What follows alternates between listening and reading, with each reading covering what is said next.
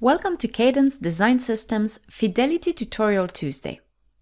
Did you know that you could find, collect, and compress all the log files from a Fidelity project automatically? It is a very neat trick if you want to save the log files before cleaning a project or if you need to share them with our customer support for troubleshooting.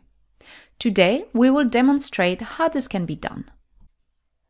As we have discussed in other videos, the Fidelity installation package comes with a series of Python hook scripts. One of these scripts allows the user to gather all the relevant log files linked to a given Fidelity project and creates an archive keeping the same file structure as the project. The script is located in the python/script directory. There are two ways of running this script, from the command line or from the GUI. Let's start with the GUI method. We will open the project to be investigated. Then click on the 9 dots on the top left corner of the interface and select the option Run Python Script.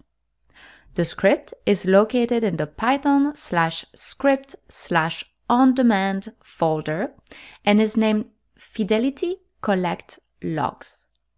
The logs are automatically gathered and the archive is created. Now let's do the same from the command line.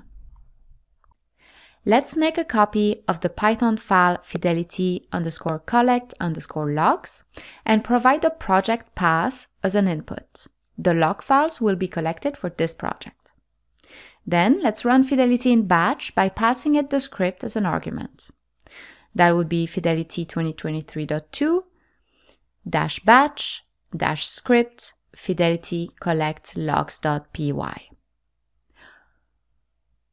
Running the script from the GUI is recommended if you want to include the log files from the Fidelity client in the archive. You can see that if I compare both methods, I'm missing the client log files in the archive obtained from the command line. Depending on your OS, a different type of archive will be created.